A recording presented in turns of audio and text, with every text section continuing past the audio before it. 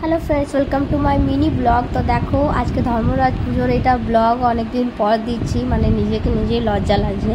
তো এই যে দুপুরবেলা একটু আইসক্রিম ছিল আর একটু ওয়াটারমেলন ছিল। তো দেখো, আমরা সবাই মিলে আইসক্রিম খেয়ে নিচ্ছি প্রথমে, তারপরে ওয়াটারমেলনগুলো অয়ন কাটছে। আজকেও জলদি চলে এসে ডিউটির থেকে, এবার সবাই মিলে একটু ওয়াটারমেলন খাবো।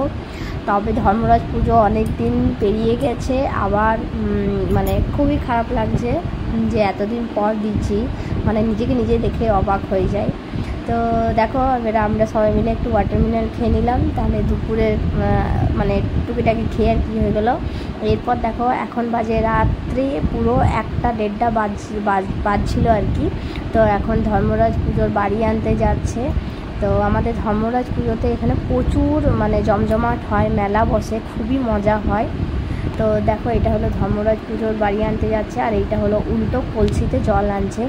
তো রাত 2টোর সময় জাস্ট ভিড়টা একবার দেখো, কোথা থেকে যে মানুষ, মানে এত ভিড় হয় বোঝা যায় না। আর এগুলো যাদের যাদের মানসিক থাকে তারা আর কি ইয়ে করে। আর এটা হলো ধর্মরাজ ঠাকুর যেটা যাচ্ছে, আর যাদের যাদের মানসিক থাকে তারা আর কি ওই মাথায় চালের খুপুরি নেয়। আর এই দেখো, এগুলো আছে সটকা ভূত, যেটাকে দেখে আমার বাবু ভীষণ ভয় পাচ্ছে। এখন এর রিয়াকশান 2-3 দিন এখন থাকবে এই ভূতেরটা। তো চলো, ব্লগটা এখানে শেষ করলাম।